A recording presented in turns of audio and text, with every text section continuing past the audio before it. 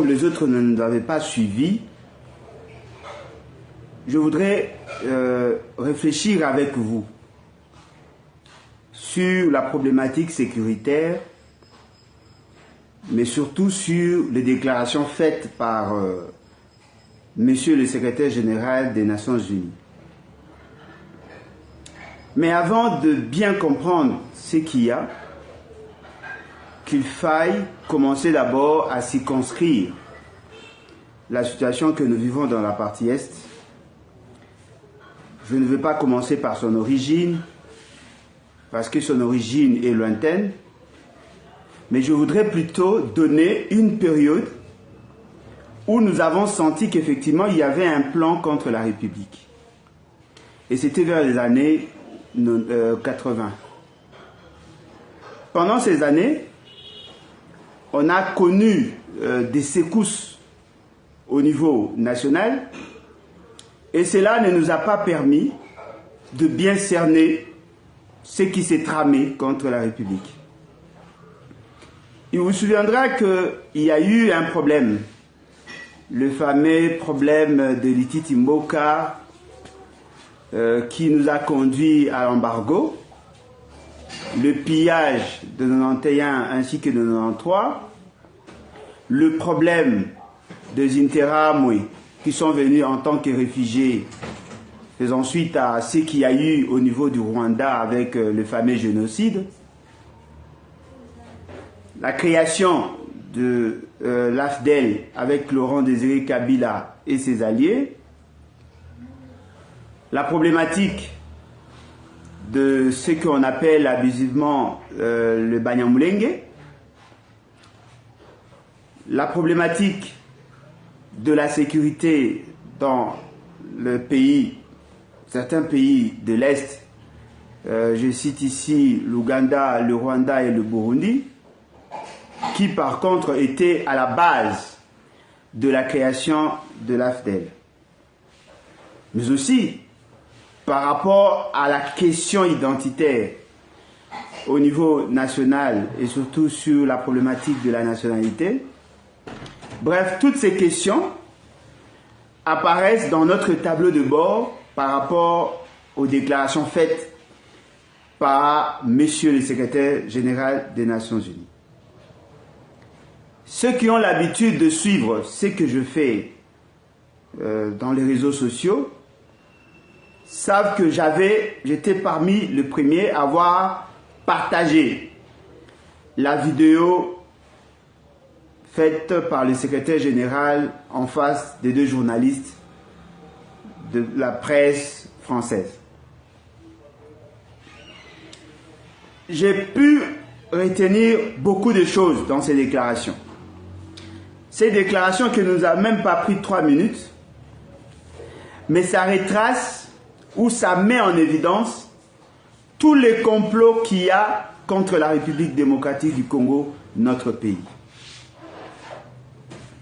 Le secrétaire général a dit ceci, qu'il y aurait un programme de retrait progressif de membres de la MONUSCO. Il a dit également qu'il connaissait ce que voulait notre peuple, ce que notre peuple s'attendait de la communauté internationale. Il a ajouté que c'était une situation extrêmement difficile. C'est-à-dire que pour lui, il est difficile aux Nations Unies de résoudre le problème ou d'atteindre les objectifs tels que souhaités par notre peuple. Il a renchéri en disant que le M23 était une armée moderne et plus équipée. Le M23 disposait des équipements lourds. Et lorsqu'on lui posa la question par rapport à l'origine de ces armes, il a dit que ça venait de quelque part, d'autant plus que ça ne pouvait pas sortir dans la forêt. Et même le journaliste a insisté en disant que ça venait de pays voisins. Lui, il insiste encore pour dire que ça ne sortait pas de la forêt. Une manière pour lui de confirmer que toutes ces armes lourdes, ça venait de quelque part, et c'est quelque part, ce sont le pays voisin. Il a donné d'autres éléments en proposant à notre pays d'avoir ou d'initier ou d'avoir une discussion sérieuse avec le Rwanda et l'Ouganda. Parce que pour lui, notre paix passera que par cette voie.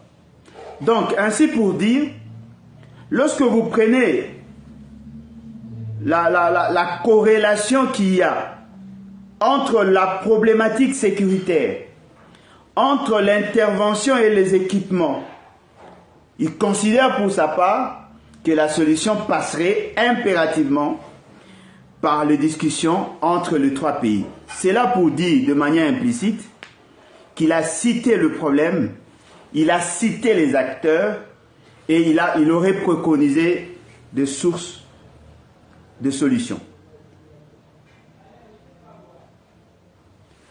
Et pour aller au-delà de ce qu'il a dit, il ajoute encore que la présence de forces militaires extrêmement armées empêche ou empêcherait à l'ONU à maintenir la paix dans le monde.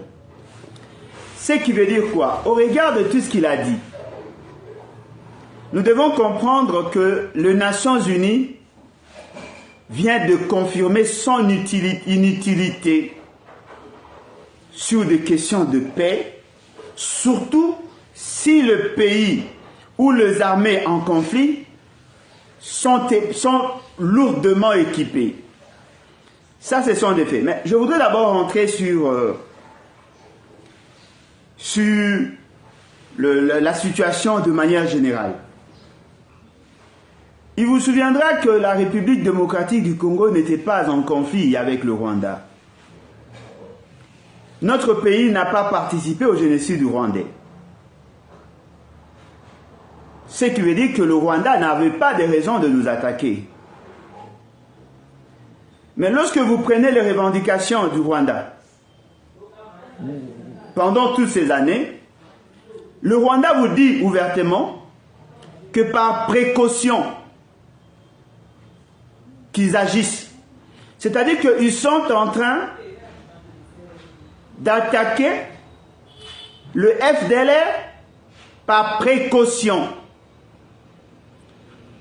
C'est-à-dire que par souci d'éviter d'être attaqués par le FDLR, qui sont par contre les détenteurs du pouvoir en 1994. Lorsqu'il y a eu génocide au Rwanda, ils se sont décidés, eux, la communauté occidentale, de venir avec ces Rwandais chez nous. Et le gouvernement de l'époque avait refusé de les accueillir justement parce qu'il considérait qu'ils étaient armés. Et le secrétaire général des Nations Unies, l'administration américaine, l'administration française ont obligé au gouvernement de l'époque de les accueillir au nom de la solidarité internationale. C'est-à-dire quoi en clair? C'est-à-dire que nous avons refusé de porter cette lourde responsabilité, de gérer près de 800 000 personnes chez nous, alors que parmi ces personnes, il y avait de ceux qui détenaient des armes. Mais la communauté internationale a considéré que si nous ne le faisions pas, ça serait non-assistance à peuple en danger. Et voilà pourquoi on nous a obligés, nous, la République démocratique du Congo, d'accueillir tous ces gens. Mais là où nous avons senti qu'il y avait quand même une certaine subtilité, on suppose qu'en 1994, le Rwanda n'avait plus d'armée. Parce que toute son armée s'était déplacée, s'était déversée au Congo.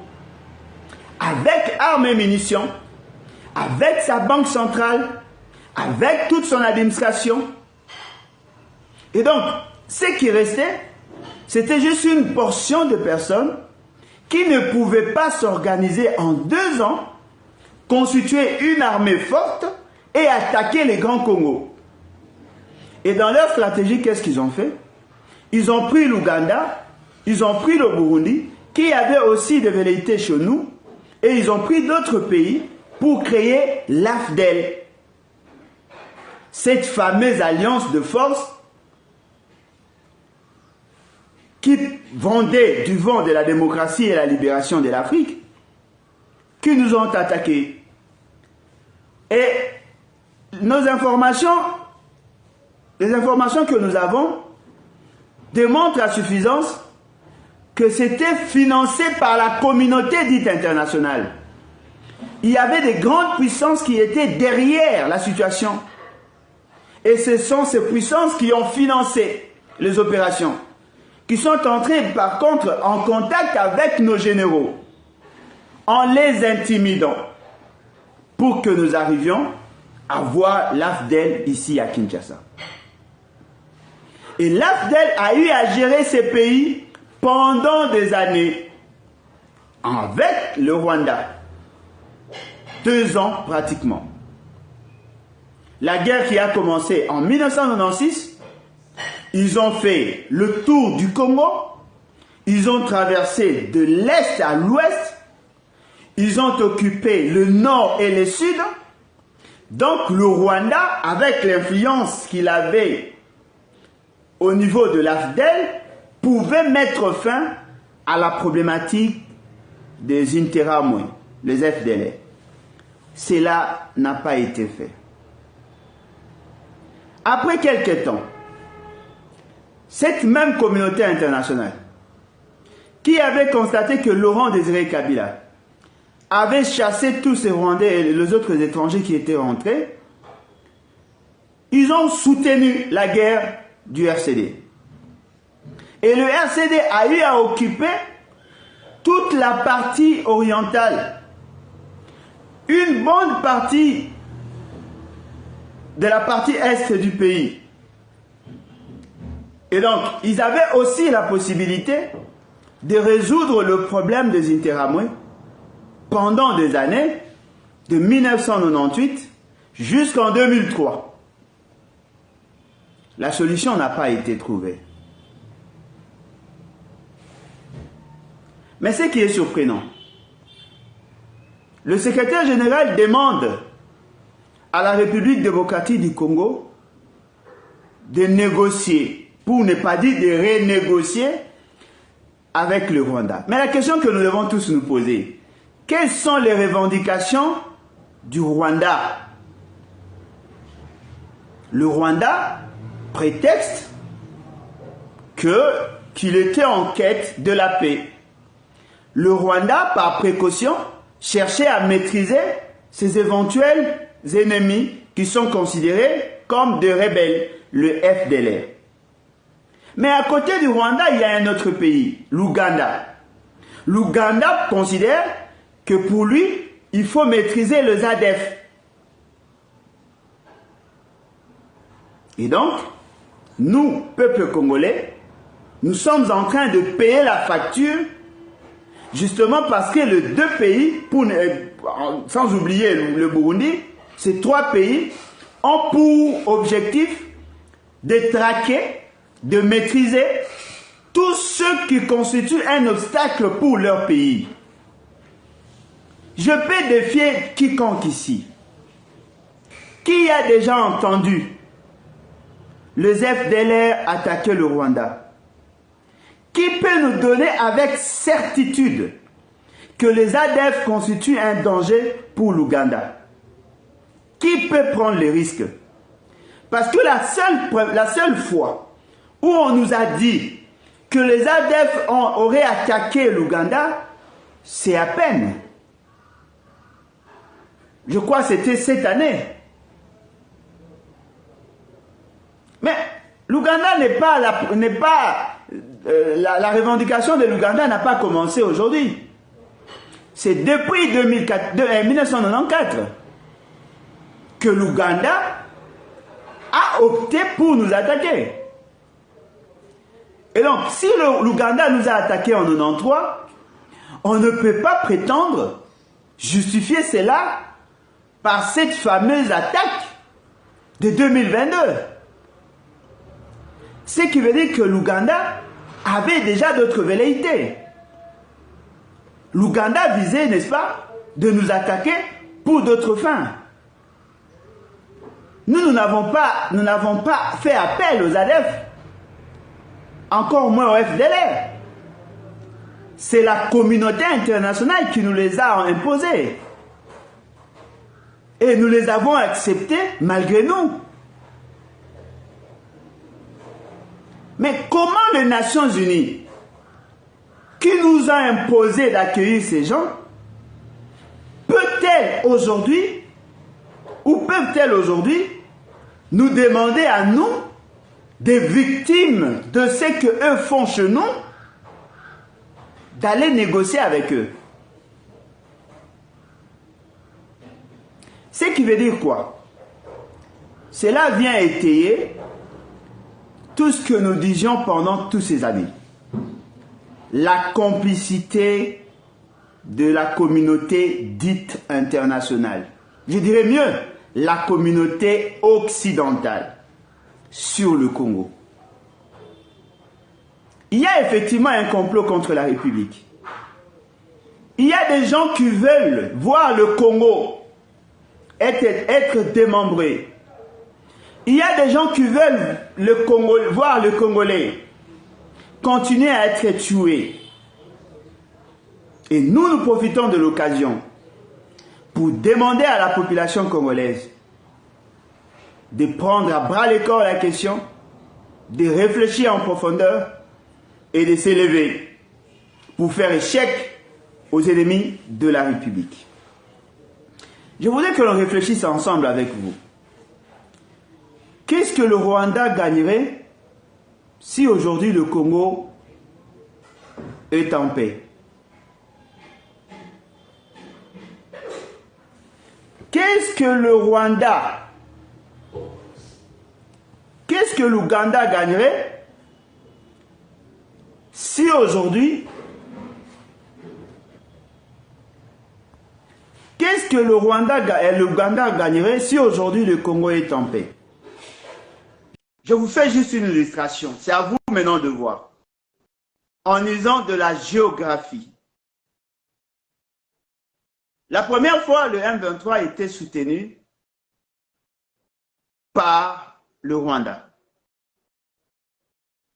Quelques temps après, lorsqu'on les a boutés dehors, une bonne partie du M23 est allée se réfugier en Ouganda. Et une infime partie au Rwanda. Ils ont tous été accueillis là-bas. La deuxième fois qu'ils ont surgi, le Rwanda et l'Ouganda ont nié. Ça n'a pas fait long feu. Ils sont repartis. Quelques jours après, ils nous ont attaqués pendant l'état de siège et ils ont récupéré Bunagana. Alors, sur le plan géographique, Bunagana est plus proche de l'Ouganda. Ce qui veut dire quoi? Ce qui veut dire que Bunagana est une zone tampon entre l'Ouganda et la République démocratique du Congo. Ce qui veut dire en clair, les ADF ne peuvent pas atteindre l'Ouganda sans passer par Bunagana. Donc, nous devons comprendre que l'Ouganda n'a rien à gagner si le M23 quittait la zone. Et là, cette théorie ou cette thèse ne peut tenir que si l'Ouganda n'est pas derrière la situation sécuritaire avec le M23. Donc, l'Ouganda, le M23 aujourd'hui, se constitue comme une sorte de bouclier.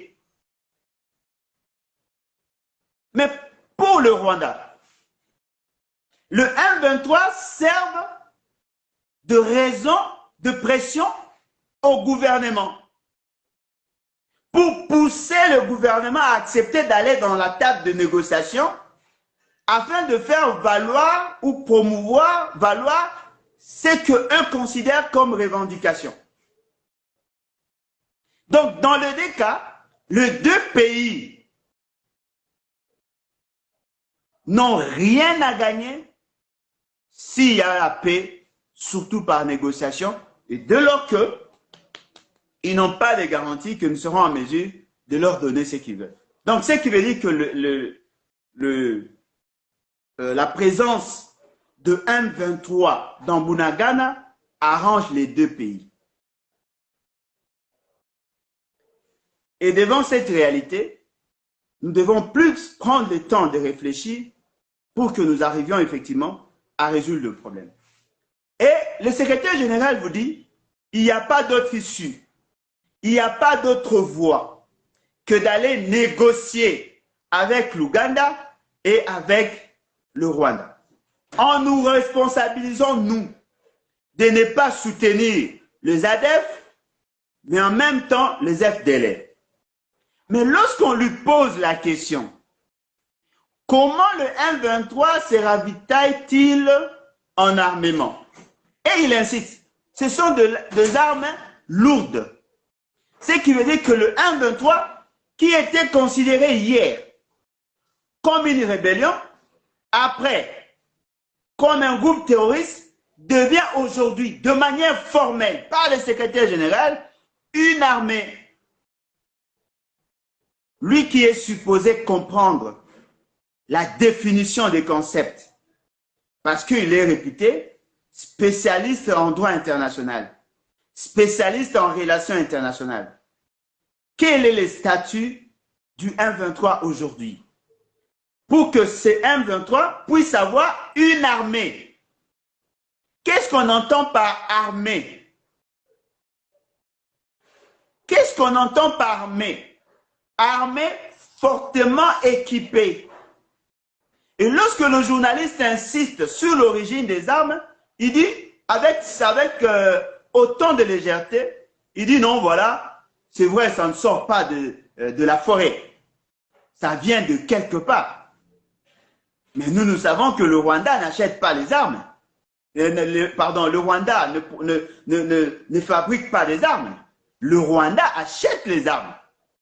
Et toutes les armes qui sont achetées par le Rwanda ont des numéros de série. Ce qui veut dire qu'on peut identifier le marché où le Rwanda a acquis les armes. Ce qui veut dire que la communauté internationale ne veut pas connaître qui vend les armes et qui fournit le Rwanda les armes. Et si ces armes-là n'ont pas été données au M23 justement pour cette fin-là.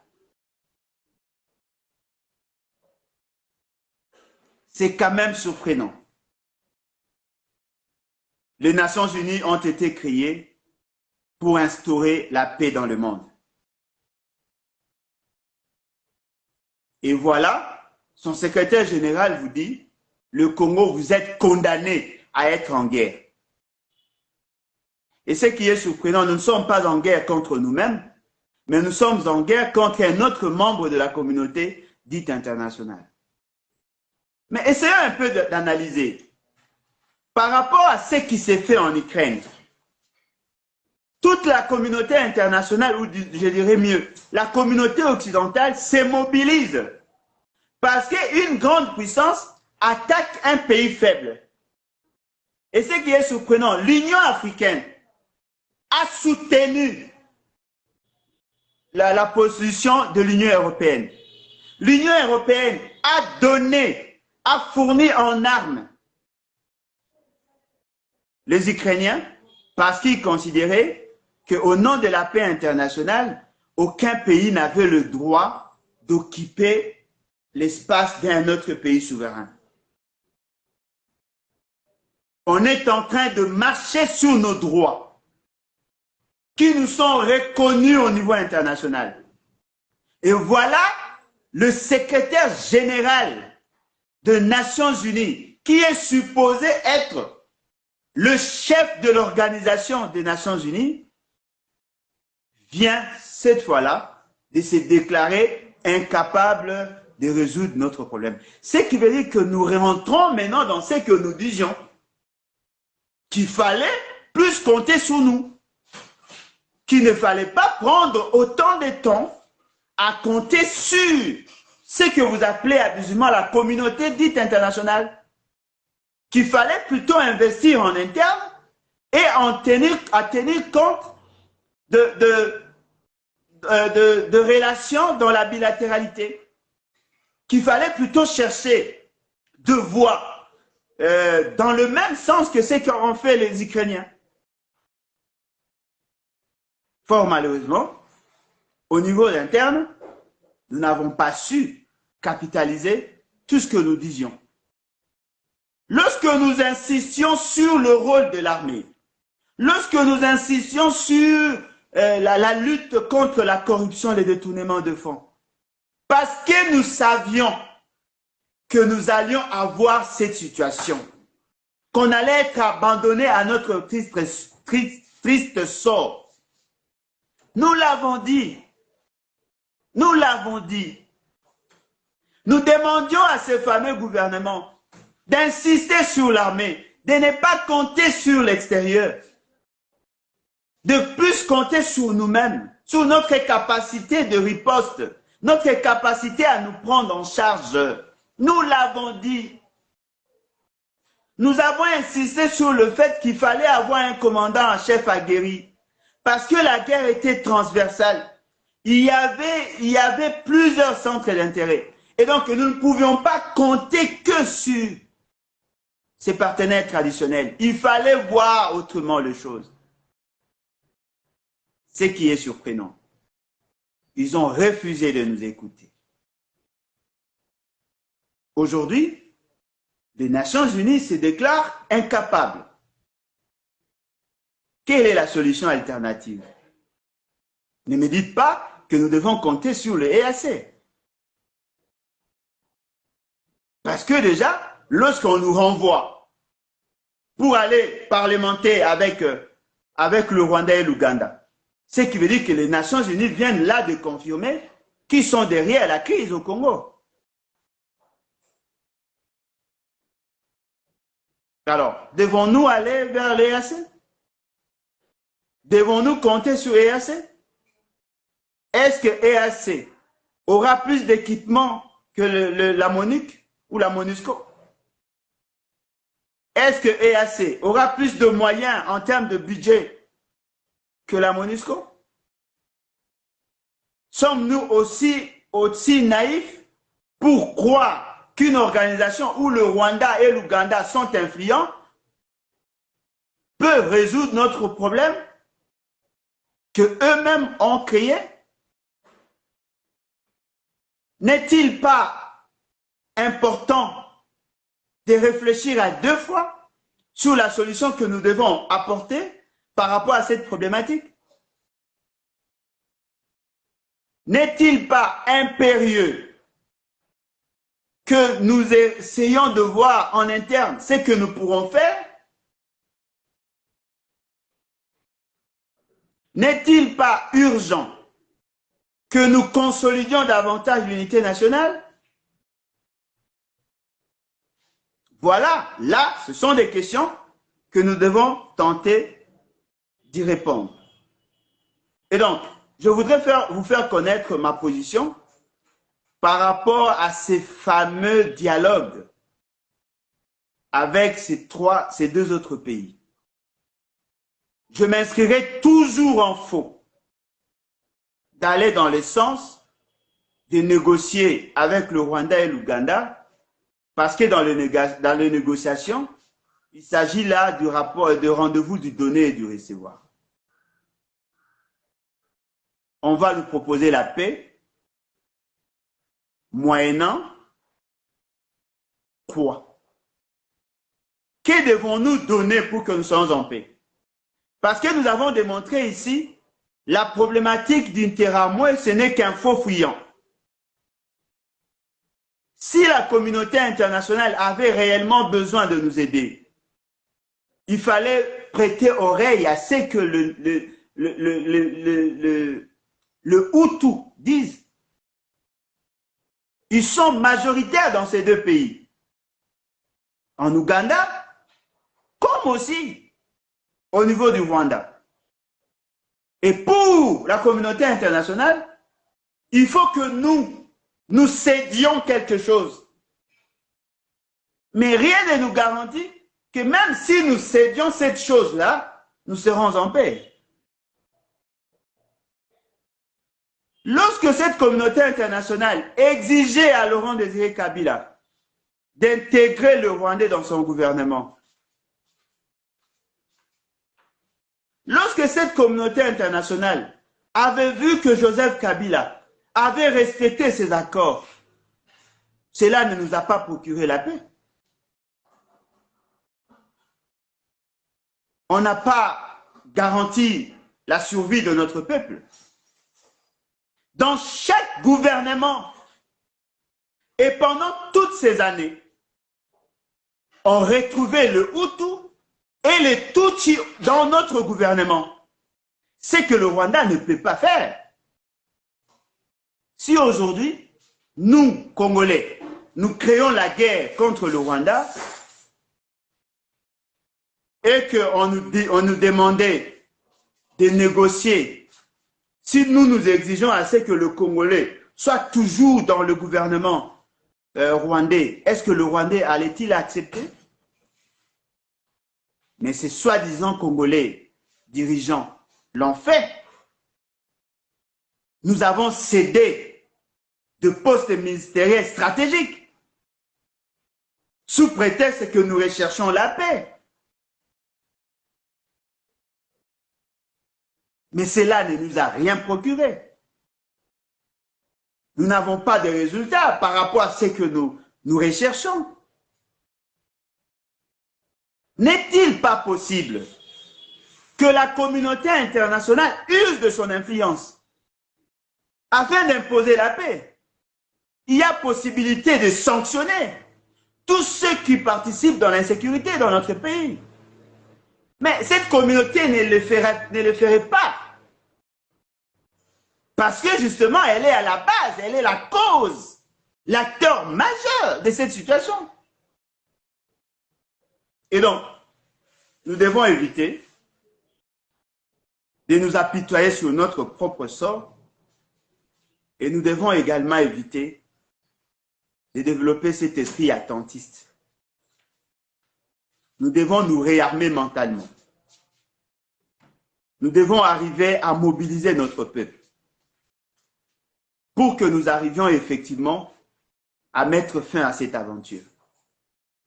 C'est vrai, l'Ukraine n'est pas un pays puissant. Mais aujourd'hui, au niveau international, on considère l'Ukraine comme une grande nation. Une nation de résistance. Nous devons tous résister contre ces complots. Nous devons tous nous mobiliser partout où nous sommes pour dire à la communauté dite internationale, nous ne pouvons pas abdiquer à cette mission sacrée qui nous est donnée, celle de défendre notre dignité et notre nation.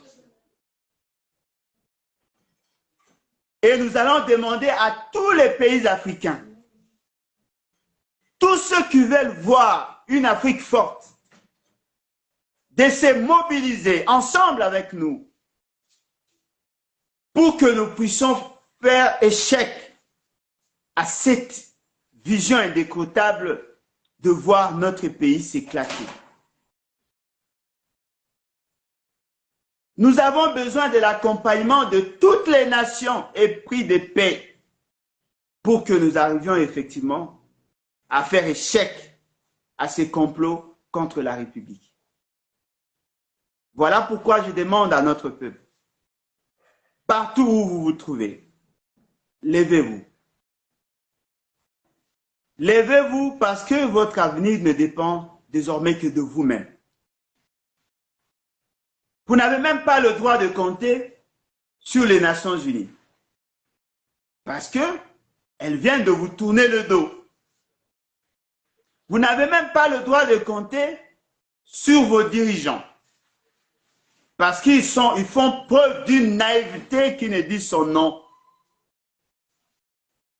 Il faut arriver à créer un déclic dans l'esprit de tous nos compatriotes afin que nous puissions prendre à bras le corps cette question. Lumumba était un homme de même nature que nous. Nous devons développer notre intelligence pour que nous arrivions effectivement à résoudre ces problèmes-là. Nous devons tout faire pour que nous soyons effectivement respectés au niveau international. Si les Nations Unies vous disent que le 1-23 est plus équipé que l'armée mondiale, ce qui veut dire que les Nations Unies veulent vous dire tout clairement qu'ils n'ont rien à foutre de vos vies. Ils n'ont rien à foutre de votre avenir. Ils n'ont rien à foutre de votre dignité.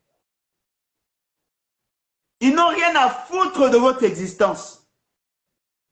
Mais nous avons l'obligation, nous en tant que peuple souverain, de préserver notre espèce. Nous avons l'obligation en tant que peuple souverain de veiller sur notre survivance. Et donc, nous avons l'obligation de conjuguer nos efforts dans ce sens. Voilà pourquoi je vous demande, vous tous, partout où vous vous trouvez, soutenez notre parti. Soutenez notre combat. Ensemble avec vous, nous pouvons surprendre le monde. Nous sommes capables de refonder l'État sur de nouvelles bases. Nous sommes déterminés à doter à notre pays une armée responsable, une armée forte. Nous sommes capables d'apporter l'éveil à notre peuple pour que nous faisions échec à tous ceux qui s'élèvent contre nous. Et je me dis, M. Félix Tshisekedi prendra la parole dans le sommet des Nations Unies. Mais la conclusion est déjà connue. La position des grandes puissances est déjà connue. Ils sont contre nous. Ils sont contre nous. Devons-nous fléchir? Devons-nous nous lamenter? Sommes-nous obligés de vivre dans cette humiliation? Il va prendre la parole certainement. Il va faire sa déclaration. Mais ça sera une déclaration sans effet. Parce que 2 jours avant le sommet, les Nations Unies ont déjà pris position. Ça nous sert à quoi cette fameuse diplomatie agissante? Ça nous sert à quoi cette gouvernance polluée? Ça nous servirait à quoi d'écouter, d'entendre ce que M. Félix Tshisekedi aura à dire? Parce que le chef a déjà tout dit. Et il vous souviendra, lorsqu'on chassait le porte-parole de la MONUSCO, c'était justement sur le même fait. Il avait fait pratiquement la même déclaration. Il a loué la capacité de M23. Il a considéré que la responsabilité incombait au gouvernement congolais de sécuriser sa population. Le secrétaire général des Nations Unies a dit la même chose. Sa représentante ici avait dit la même chose. Devons-nous croiser les bras Attendre notre mort future, notre mort prochaine? N'avons-nous pas le droit de nous lever et de nous battre? Si nous n'avons pas d'armes, mais cherchez où en trouver. Si nous ne pouvons pas trouver des armes modernes, mais essayons de faire quelque chose. Ce qui me fait mal, on m'exige de payer l'impôt pour aller sécuriser l'ambassadeur rwandais chez nous. Sommes-nous obligés d'avoir un ambassadeur au Rwanda et en Ouganda, alors que notre peuple est en train d'être tué chaque jour? Lèvons-nous. Lèvons-nous. Il est temps pour nous de prendre à bras le corps la question. Il est temps pour nous de définir ce que nous voulons être demain. Lèvons-nous. Et je crois que c'est ça l'essentiel de mon message. En tout cas, merci à vous qui avez participé par vos commentaires. Merci à tous ceux qui vont nous suivre. Et je suis sûr qu'il y aura certainement d'autres compatriotes qui vont relayer ces messages. Et je pense que ça sera aussi une occasion pour nous de faire entendre notre voix. Parce que généralement, lorsque les gens sont en quête du pouvoir, ils ont peur de parler tel que nous l'avons fait. Ils vont se dire, non, voilà, on risque d'être mal coté. La communauté internationale n'aime pas ces messages. Le nationalisme n'est pas une bonne chose pour un politicien. Il faut éviter d'offusquer, de toucher la sensibilité occidentale. Mais moi, je pense que nous ne sommes pas des xénophobes, mais nous avons l'obligation de défendre notre dignité. Et c'est ça le rôle que nous nous donnons, celui de défendre notre dignité. En tout cas, merci à vous. Ceux qui veulent nous contacter peuvent nous contacter via notre numéro de téléphone, plus 243 81 250 28 51. 81 250 28 51. En tout cas, merci beaucoup à vous et à la prochaine. Merci.